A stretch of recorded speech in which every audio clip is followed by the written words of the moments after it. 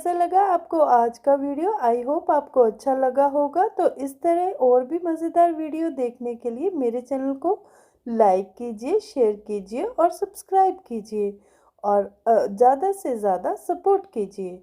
और अगर आप भी लिखवाना चाहते हैं इस तरह से अपना नाम, तो आप मेरे को कमेंट कर दीजिए। I will try to do my best. Okay, तो मिलते हैं नेक्स्ट वीडियो में। Till then, thank you for watching. Bye bye and have a nice day.